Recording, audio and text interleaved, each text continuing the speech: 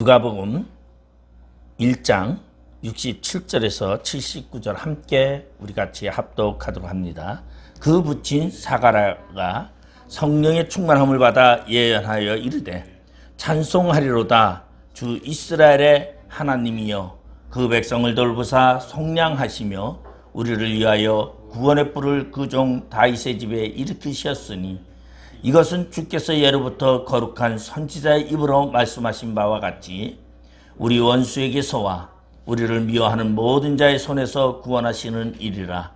우리 조상을 긍휼히 여기시며 그 거룩한 언약을 기억하셨으니 곧 우리 조상 아브라함에게 하신 맹세라. 우리가 원수의 손에서 건지심을 받고 종신토록 주의 앞에서 성결과 의로 두려움이 없이 섬기게 하리라 하셨도다. 이하여 내가 지극히 높으신 이의 선지자라 일컬음을 받고 주 앞에 앞서가서 그 길을 준비하여 주의 백성으로에게 그 제 사함으로 말미암아 구원을 알게 하리니 이는 우리 하나님의 긍휼로 인함이라. 이로써 돋는 해가 위로부터 우리에게 임하여 어둠과 죽음의 그늘에 앉은 자에게 비치고 우리 발을 평강의 길로 인도하시리로다 하니라. 아멘. 네, 오늘은 대림절 셋째 주입니다. 예수님이 이 땅에 오신 우리는 그것을 기념하면서 우리는 그 예수님을 기다리며 오늘도 예수님께 경배하며 찬양합니다. 우리 예수님의 오신 길을 먼저 선지자로 오셔서 증거하신 그분이 바로 세례 요한이라는 그러한 분입니다. 근데 그 세례 요한의 출생, 탄생 사건도 매우 놀랄 정도로 신기한 일이 있습니다. 그의 아버지 사가랴는 제사장으로서 제사장의 전례에 따라서 성전에서 분향하는 임무를 수행하던 중에 그만 말을 할 수 없게 되는 기이한 일을 당하게 됩니다. 사실 이러한 사건은 많은 외부의 사람들이 생각할 때는 뭔가 문제가 있다고 많이 생각을 합니다. 도대체 사가랴가 무슨 죄를 져서 저렇게 갑자기 하나님이 징계해서 제사장의 성전에서 분향하다가 말을 하지 못하게 됐을까? 아마 말하기 좋아하는 사람들은 그렇게 이야기하면서 별별 저주스러운 말도 하고 부정한 말도 했을지도 모릅니다. 그런데 이러한 사가랴의 입이 세례 요한이 태어나고 8일째 되는 날, 우리는 8일째 하면은 생각나는 것이 많이 있지요. 할례라는 것이 있는데 세례 요한이 태어나고 8일째 되는 날 사가랴의 입이 열리고 혀가 돌아가면서 말을 하기 시작을 합니다.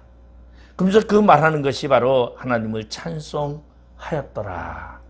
그래서 그 근처에 사는 자가 다 두려워하고 이 모든 사가랴의 말이 온 유대 산골에 두루 퍼졌더라고 성경은 말씀하고 있습니다.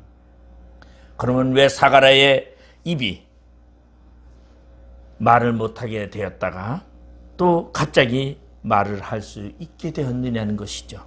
바로 성령 가운데 입을 열어 다시 말할 수 있게 된 사가랴는 오늘 본문의 내용처럼 예언의 말을 하게 됩니다. 그리고 사가랴의 예언은 예언만이 아니라 찬양의 성격을 가지고 예언을 하고 있는 것을 볼 수 있습니다.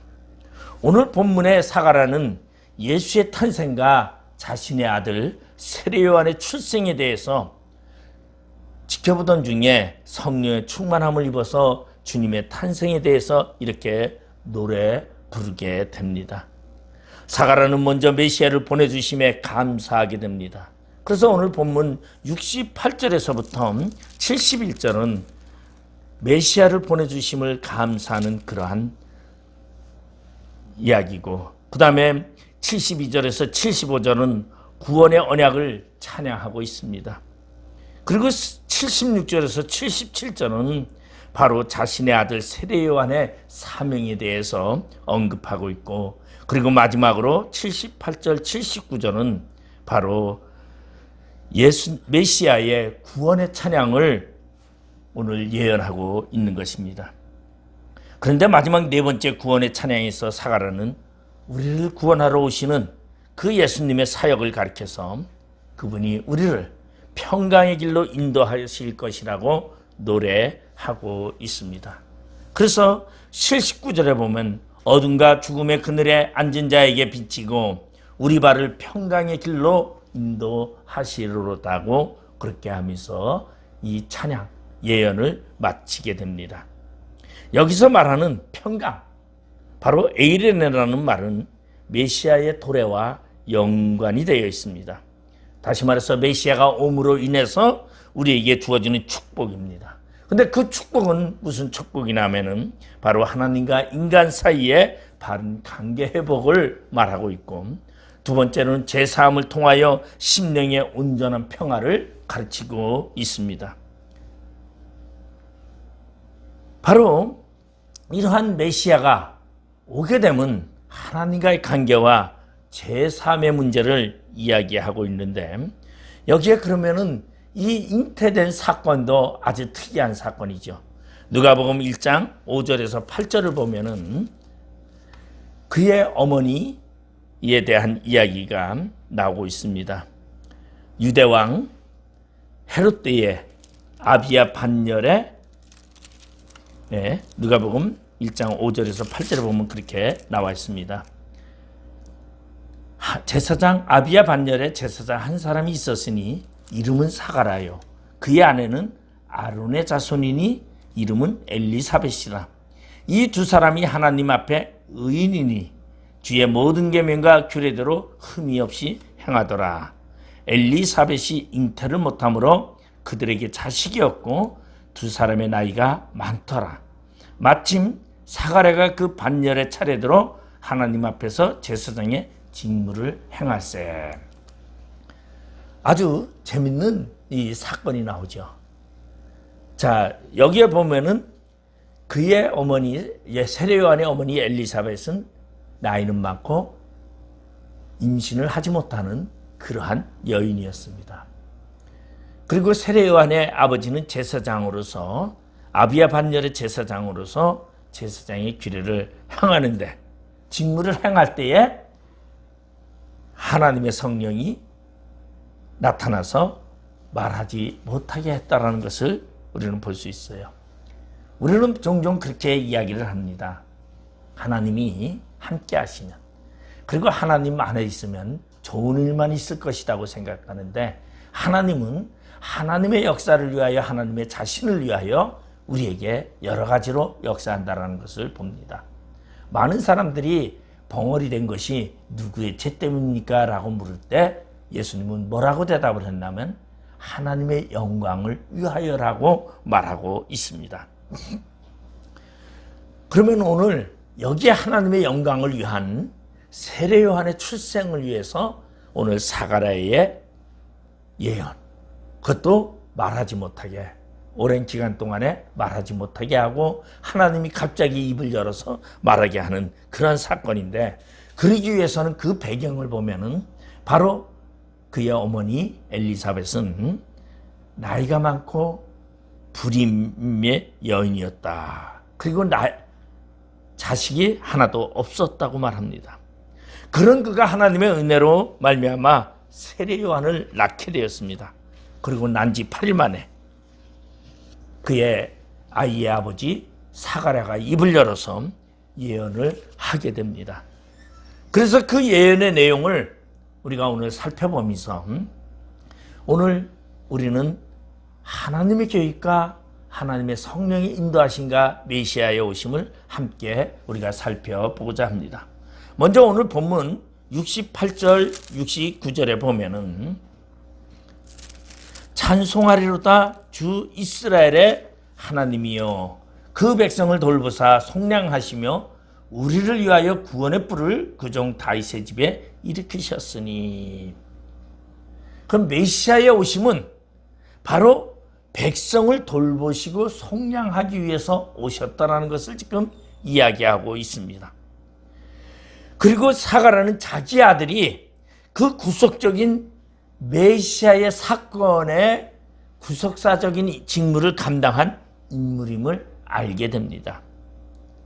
아주 재밌는 사건은 예수님이 태어났을 때 예수님이 30살 만에 어디로 가냐면 성전으로 가게 됩니다. 그래서 그의 아버지 요셉과 마리아가 예수를 안고 성전을 갔을 때 그때 성전에서 시몬이라는 제사장이 그 아이를 안고 기도를 해줍니다. 그러면서 기도를 해줄 때 그 기도를 어떻게 들었느냐면 그의 어머니 마리아는 뭐라고 성경은 얘기하냐면은 그의 부모가 그에 대한 말들을 놀랍게 여기더라. 시몬이 그에게 축복하고 그의 어머니 마리아에게 말하여 이르되 보라 이는 이스라엘 중 많은 사람을 패하거나 흥하게 하며 비방을 받는 표적이 되기 위하여 세움을 받았고 또 칼이 내 마음을 찌릿하리니 이런 여러 사람의 마음의 생각을 드러내게 함이라.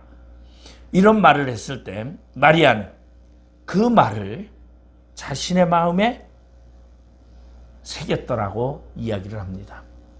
오늘 그런데 세례 요한이 태어나서 난 지 8일 만에 사가라는 자신의 아들에 대해서 구속사적인 인물임을 깨닫게 되고 그것을 표현하고 있어요. 그러면 여기서 우리가 하나 볼 수 있는 것은 무엇이냐면 구속사적인 하나가 만들어지기 위하여는 그냥 홀로 만들어지지 않는다라는 것입니다. 바로 사가랴를 통해서 그의 아버지 사가랴를 통해서 그의 아들이 성장할 때에 바로 메시아를 위하여서 자신의 아들이 태어났음을 인식하게 하고 그리고 그 아들이 성장할 때에 메시아의 사명을 구속사적인 사명이 그 아들에게 있음을 염두에 두고 성장하는 그 세례 요한을 성장케 했다라는 것입니다. 예수님도 우리 성장하고서 12살이 됐을 때 성전에서 내가 내 아버지 집에 있을 때 그리고 그 모든 사건이 일어날 때마다 그의 어머니 마리아는 그것을 생각했더라고 이야기를 하고 있습니다. 그거와 같이 오늘 사가랴는 자신의 아들이 바로 메시아의 오심을 준비하는 예비자라는 것을 깨달았다는 것입니다. 그러면 그러한 것을 깨달았을 때 가장 먼저 하는 것이 무엇입니까?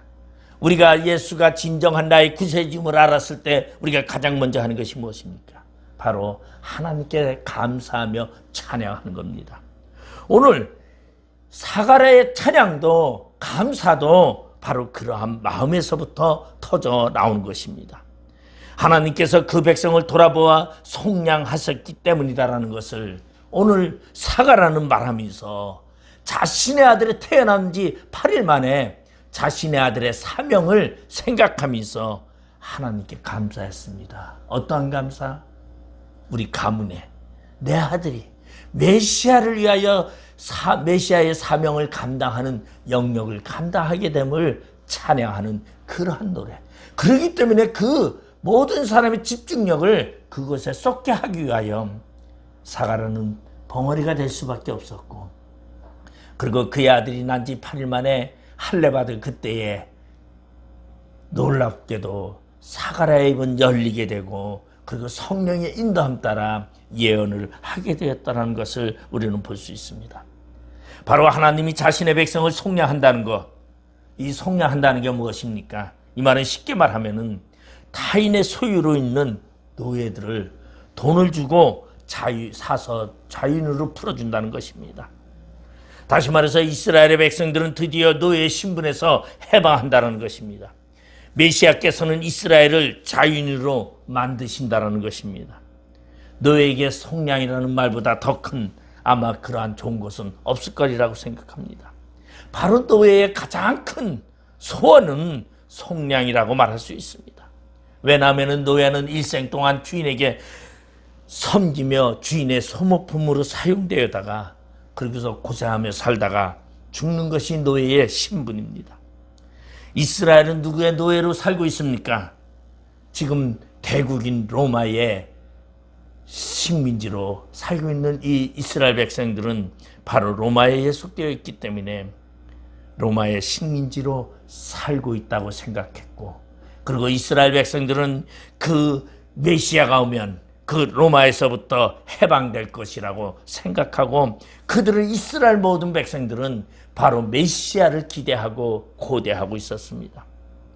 바로 로마에서 벗어나 우리도 자유를 누리는 참다운 자유국가가 되기를 바랬던 그러한 이야기입니다. 그런데 오늘 사가랴의 이 찬송시를 들어보면 아주 재밌는 이야기가 있습니다. 바로 이스라엘 백성들에게 실망할 정도의 이야기가 나오고 있습니다. 그것은 77절에 보면은 주의 백성에게 그 제사함으로 말미암아 구원을 알게 하리니, 메시아가 오셔서 우리를 로마의 식민지에서 벗어나게 하는 것이 아니라, 로마의 노예에서 벗어나게 하는 것이 아니라 바로 죄의 문제를 해결하게 하러 오신 메시아라는 것을 사가랴는 말해주고 있습니다. 그리고 그 메시아는 다윗의 집에서 오신다라는 것입니다. 다윗의 집으로 오시는데 69절에 보면 우리를 위하여 구원의 뿔을 그 종 다윗의 집에 일으키셨으니, 구원의 뿔, 구원의 뿔이라는 것은 성경에서 무엇을 말하냐면 힘을 말하고 있습니다. 파워를 말하고 능력을 말하고 있습니다. 그래서 구원의 능력, 구원의 힘, 이것을 가지고 메시아가 오셨는데 그것을 다윗의 집안으로 오셨다라는 것입니다. 예수 그리스도의 오심은 바로 다윗의 집안에 오셨고, 그리고 이 땅에 오셨는데 로마의 식민지에서 해결해 주는 것이 아니라 죄의 문제를 해결하기 위해서 오셨다라는 것을 오늘 사가랴는 예언하고 있다는 것입니다. 바로 메시아가 가져다 줄 해방은 정치적 해방이 아니다라는 것입니다. 하나님께서 당신의 백성을 돌보시고 그들을 죄악 가운데서, 고통과 신음 가운데서 그들을 구원하셔서 그들을 해방시키시는데 바로 죄의 문제에서 해방시킨다는 것이죠. 죄의 문제는 무엇입니까? 죄를 잇는 사탄의 영역 속에 있는데, 오늘 여기서 본문에서는 죄의 결과인 죽음에 대해서 말하고 있습니다. 죽음에 대해서, 죽음에서 해방시키기 위해서 오셨다는 거죠. 그래서 우리는 예수를 믿으면 어떠한 자가 됩니까? 영생을 얻는다고 합니다. 죽음의 문제가 해결되는 겁니다. 그러면 예수를 믿지 아니하면 어떤 자들입니까? 메시아를 받아들이지 못하면 다 사망에 이를 수밖에 없다는 것을 이야기하고 있습니다. 사가랴는 그 메시아를 뭐라고 말합니까? 누가복음 1장 32절에 보면은 아주 재미있게 사가랴는 메시아에 대해서 이렇게 얘기하고 있습니다. 그가 큰 자가 되고 지극히 높으신 이의 아들이라 일컬어질 것이요, 그렇게 말하고 있어요. 주 하나님께서 그 조상 다윗의 왕위를 그에게 주시리니, 지극히 높으신 이의 아들 예수라고 사가랴는 말하고 있습니다. 그런데 이 사가랴가 아니죠, 천사가 그렇게 말하고 있는데, 사가랴는 자신의 아들에 대해서는 무엇이라고 말하고 있습니까? 76절에 보면 이 아이여 그랬어요. 이 아이가 누굽니까? 바로 세례 요한이에요. 이 아이여 내가 지극히 높으신 이의 선지자라. 지극히 높으신 이의 선지자. 그러니까 자신의 아들이 선지자임을 이미 사가랴는 예언하고 있어요. 오늘 사가랴의 이 예언을 보면 아주 메시아의 구원의 뿔, 구원의 능력에 대해서 아주 상세히 소개하고 있고, 그리고 메시아의 그 구원의 사역을 위하여 예비의 길로 자신의 아들이 선택됐음을 사가랴는 고백하고 있습니다. 그러면서 목적이 무엇이었습니까? 예수님이 이 땅에 오신 목적 77절에 보면 주의 백성에게 그 제사함으로 말미암아 구원을 알게 하리니. 삼형제의 역할이 무엇입니까? 예수를 소개하는 것이고, 예수는 무엇하라? 구원을 주시러 오신 거예요. 그러니까 그 구원을 주시러 오신 예수를 알게 하기 위해서 세례 요한이 선택받았음을 지금 사가랴는 자신의 아들에 대해서 이야기를 하고 있습니다. 바로 하나님은 자신의 백성을 돌보시고 속량하시는데 자신의 아들이 쓰임받는다는 것에 대해서 사가랴는 너무나 감사하고 찬양하고 있습니다. 여러분, 오늘 우리가 하나님의 거룩한 백성으로서 예수를 위하여 내가 쓰임받는다는 거, 이건 너무나 큰 사건입니다. 너무나 나에게 좋은 일이요 너무나 감격의 일입니다. 그렇기 때문에 우리는 하나님을 찬양하고 하나님을 경배하며 하나님께 감사해야 됩니다. 오늘 사가랴는 자신의 아들이 쓰임받은 그것을 감사하고 있었습니다. 그리고 이 사건은 어떠한 사건 속에서 만들어졌습니까? 오늘 이 사건은 71절 72절에 보면 우리 원수에게서와 우리를 미워하는 모든 자의 손에서 구원하시는 일이라. 예수 그리스도의 오심은 바로 모든 자에게서 손에서 구원하는 일이에요. 원수와 우리를 미워하는 자들. 이게 누굽니까? 원수와 미워하는 자들이 말하면 사망 속에 속한 자들이에요. 이러한 모든 자에게서 구원하시는 일인데 이 사건이 어떻게 이루어졌느냐? 72절에 보면 우리 조상을 긍휼히 여기시며 그 거룩한 언약을 기억하셨으니. 여러분, 예수님의 오심은요 그냥 오심이 아닙니다. 이미 언약된 사건이었습니다. 이미 약속된 사건이었어요. 언제서부터? 예수님이 천지를 만드실 때서부터, 천지를 창조하실 그때서부터 이미 약속하시고 언약하셨던 사건이다라는 것이에요. 선악과 따먹는 거 그것 때문에 오신 게 아니라 이미 선악과를 따먹기 이전에 하나님의 구원 계획은 이미 만들어졌어요. 그리고 그 언약을 우리에게 주셨는데 그 언약이 바로 거룩한 언약이라는 것입니다. 여러분, 거룩한 언약 바로 하나님의 말씀입니다. 하나님의 약속입니다. 당시에 이스라엘 백성들은 원수가 누구였겠어요? 로마의 지배자들이었을 것입니다. 그런데 오늘날 법치국가에서는 그러면 원수가 있겠습니까? 오늘날 법치국가에서는 원수가 없지요. 로마 제국처럼 스스로 약소국이 돼서 원수가 되거나 식민지가 돼서 원수가 되거나 그러지는 않습니다. 그런데 그러한 정치적인 의미에서의 해방이 아닌 이것은 바로 무엇을 말하고 있냐면 정치적인 문제가 아니라 바로 사탄의 영적인 문제예요. 죄와 사망에 대한 문제입니다. 죄와 사망에 대한 그 영역을 바로 하나님은 이미 계획하셔서 우리를 구원 계획을 만드셨다는 것을 말해주고 있습니다. 바로 그러한 메시아, 인간에게 행복을 가져다 주고 인간에게 참 기쁨을 주는 영적인 영생을 주는 그러한 하나님의 계획이 있었다는 것입니다. 우리 많은 사람들은요 자신의 삶 속에서 자신에게 기쁨이 되고 즐거움이 되고 행복이 되면 그 사람을 메시아라고 합니다. 우리 남아공화국에 넬슨 만델라라는 사람이 대통령이 됐을 때 그 남아공화국은요 전부 다 이 넬슨 만델라를 메시아라고 칭호를 했습니다. 식민지에서 구원하고 그리고 그분으로 통해서 우리나라가 독립을 얻었고 우리가 자유를 얻었다. 그런 말만이 있는 것은 아니죠. 우리 미국에도 보면 오바마가 대통령이 됐을 때 오바마를 메시아로 호칭했던 일이 우리는 있습니다. 아마 여러분 기억에 다 없어졌겠죠. 그래서 일부는 또 오바마를 적그리스도라고 듣고 얘기도 했어요. 왜? 오바마가 와서 미국에 억눌린 자 흑인들을 위해서 엄청난 일을 많이 했어요. 그러니까 그들은 그걸 메시아라고. 그리고 사실 오바마는 의료개혁을 일으키려고 굉장히 그 빈민들을 위해서 노력을 했죠. 결국은 성공하지 못했지만 바로 우리는 세상에서 메시아라는 것을 어떤 식으로 보냐면은 나에게 기쁨을 갖다 주고 나에게 행복을 가져다 주고 메시아라고 생각하고 있어요. 그런데 오늘 메시아는 무엇이냐면은 그러한 정치적인 문제, 사회적인 문제가 아니라 우리의 죄의 문제를 해결하고 근본적인 사탄의 세력에서 우리를 건지심을 이야기하고 있는 것입니다. 그러면 우리의 원수는 누굽니까? 고린도전서 15장 26절에 보면 맨 나중에 멸망받을 원수는 사망이니라. 그럼 원수가 누구예요? 사망이에요. 우리의 원수는 사망입니다. 사망. 마귀가 아니에요. 그러면 사망이 어디에서부터 왔어요? 선악과를 따먹으면서부터 이 땅에 사망이 온 거예요. 죽음이 온 거예요. 그래서 우리에게는 영생이라는 것을 우리가 가지고 있었는데 그 영생을 잃어버렸어요.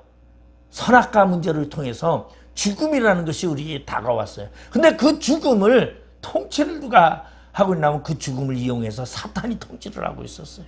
그런데 우리를 다시 사망의 죽음의 그늘에서 우리를 건져내신 것이 바로 메시아 사역이에요. 바로 구원의 사역이죠. 그래서 우리를 구원하셔서 우리를 사망에서 이끄시고 죽음에서 인도하여 내어 영생에 이르게 했어요. 그러면 우리는 영생의 백성이 된 순간 우리는 사탄의 지배를 받지 않는다라는 것을 이야기하고 있어요. 사탄이 지배하는 자는 누굽니까? 사망에 이른 자들만 지배하는 것이에요. 그러면 인간의 가장 큰 원수는 죽음입니다. 인간에게 죽음만큼 큰 원수는 없습니다. 왜냐하면 인간이 죽음 후에는 받는 고통이 상상할 수 없기 때문입니다. 고린도전서 15장 55절 56절에 보면 사망아 너의 승리가 어디 있느냐? 사망아 내가 쏘는 것이 어디 있느냐? 사망이 쏘는 것은 죄요 죄의 권능은 율법이라. 사망이 쏘는 것이 뭐냐 하면 사망이 죽음이 쏘는 것이 바로 죄라는 것이에요. 그러니까 우리가 죄 때문에 사망에 이르게 된 거예요. 그러니까 예수님이 오신 것은 뭘 해결했느냐? 죄의 문제를 해결한 거예요. 그러니까 예수님이 오셔서 우리의 죄를 해결했기 때문에 우리는 죄의 지배를 받지 않는다는 것이에요. 그리고 더 재는 거예요. 그럼 죄의 권능은 뭡니까? 죄의 권능이 뭐예요? 죄의 능력이라. 죄의 권능. 권세와 능력이잖아요. 권능이. 죄의 권능은 뭐다? 율법이라. 성경이 그렇게 이야기를 하고 있어요. 그러니까 죄가 어디에서부터 왔느냐? 율법에서부터 왔어요. 그리고 그 율법에 적용을 해서 모든 사람이 다 죄에 빠지게 되었고 죄를 지은 모든 사람은 다 사망에 이르게 되었는데 메시아가 이 땅에 오셔서 우리를 영생의 길로 인도하시게 된 것은 바로 하나님의 거룩한 약속 때문에 언약 때문에 오셨는데 죄의 문제를 해결하게 해주셨어요. 사탄은 인간의 죄를 통하여 사람을 다 죽음으로 몰아갑니다. 그리고 죄는 사람을 쏘는 무기와 같아가지고 사람들이 다른 데 가지 못하게 하고 계속 죽음의 목적지만을 향해서 달려가게 했어요. 아주 저는 이 사망이 쏘는 것, 사망아 너의 승리가 어디 있느냐? 사망아 너의 쏘는 것이 어디 있느냐? 사망이 쏘는 것은 죄요. 죄의 권능은 율법이라. 오늘 우리는 이 죄의 사건을 우리에게 적용이 되지 않아요. 그래서 사망이 우리를 침몰하지 못해요. 왜? 우리에게는 사망이 이미 없어요. 누구 때문에? 메시아 때문에. 그 메시아인 바로 하나님의 거룩한 언약으로 말미암아 우리는 사망에 이르지 아니하고 영생에 이르게 되었다는 것이에요. 바로 메시아는 우리의 삶을 업그레이드 해줬죠. 우리가 출세하거나 이 땅에서 문제 해결하거나 이 땅에서 무엇을 갖고자 하는데 도움을 주는 것이 아니라 우리의 죄의 문제를 해결해 주시고 사망을 해결해 주시고 우리를 영원한 생명의 길로 인도하게 해주셨던 그 사건이 바로 메시아의 사건이라는 것입니다. 여러분, 우리는 사회적인 풍토 속에서 살아가는데 사회는 제약으로 만연되어 있습니다. 그리고 사람들은 자기적인 이기적인 목적을 가지고 자기의 이익을 택하고 있습니다. 그런데 언약된 백성은 우리는 어떻게 살아야 합니까? 우리는 이미 하나님으로부터 거룩한 백성으로 약속되었던 사람입니다. 그러면 약속되어진 우리는 하나님의 거룩한 백성으로서 이 땅에 어떻게 살아야 되는 것이죠. 미가서 7장 7절에 보면 오직 나는 여호와를 우러러보며 나를 구원하시는 하나님을 바라보나니 나의 하나님이 나에게 귀를 기울이시리로다. 우리는 하나님을 바라봅니다. 하나님을 바라보면서 하나님께 말해야 합니다. 왜? 하나님은 나의 말에 귀를 기울이시는 분이시기 때문입니다. 미가서 7장 18절 20절에서 보면은 주와 같은 신이 어디 있으리까?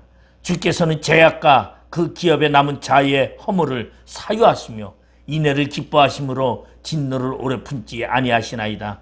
다시 우리를 불쌍히 여기셔서 우리의 제약을 발로 밟으시고 우리의 모든 죄를 깊은 바다에 던지시리로다. 주께서 옛적에 우리 조상들에게 맹세하신 대로 야곱에게 성실을 베푸시며 아브라함에게 인애를 더하시리로다.